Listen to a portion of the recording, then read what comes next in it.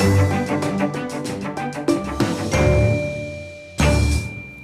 everybody, this is Praxis. Last night I was pretty elated. Everything was in place for doing the rest of the foundation walls and everything, and let everybody know. Ordered the delivery of our wood and told the concrete person that they're all good to go. They swung by yesterday, like after I'd sent them that message, because they're right here in town, and they got back to me and said, well, wait, there were some other things that were supposed to be finished. These are things that they had discussed directly with the site work person. I was out of that loop. I guess they had initially wanted a certain amount of work done, which is what we accomplished, just the front perimeter drain, and then they put their stuff up. But sometime between them telling me that and when they talked to the land, earth moving person, they kind of changed their thinking on what they needed done to be the entire perimeter drain and filling up this entire area here with gravel.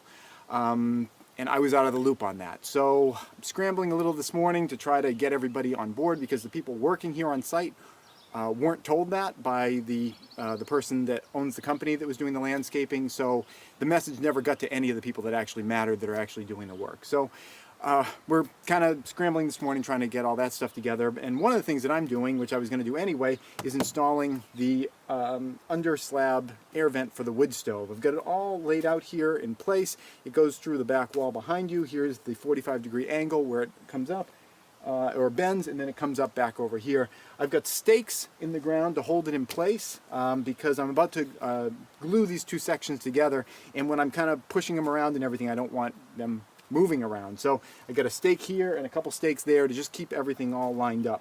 The steps that I have to do here is I'm going to do some more spray foam on the inside area here. I've got a bunch of these scraps that I cut from having this pass through over there, and I'm going to kind of stick all these around, use spray foam to fill up the rest of the void, and then I'm going to use this pipe cement to join these two inner pipes together. And the procedure will be fill it up with foam, put on the pipe cement, join the two pipes, slide them together.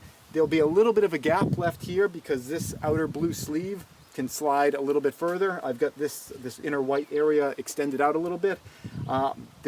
So the two white pipes will get joined together with the cement. That'll leave a little bit of a gap.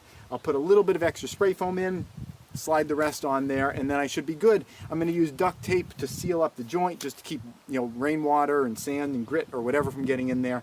And I've got some copper flashing that I'm going to use to make a little brace that'll just kind of hold the thing together for a little bit more rigidity.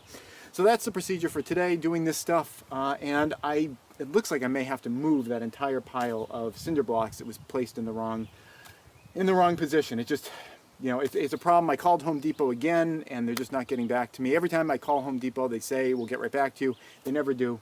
I'm thinking I'm maybe just going to have to move that whole thing by hand, because people need access to that area. And, it may not be your fault that, something went wrong, but, you may be the only person that can solve it. And it seems like the wonderful people at Home Depot, as polite as they have been on the phone, they've always been polite, seem to be incapable of getting that pile put where I'd originally asked them to place it. So I may have to do that myself later on today. That's it. Thanks for watching.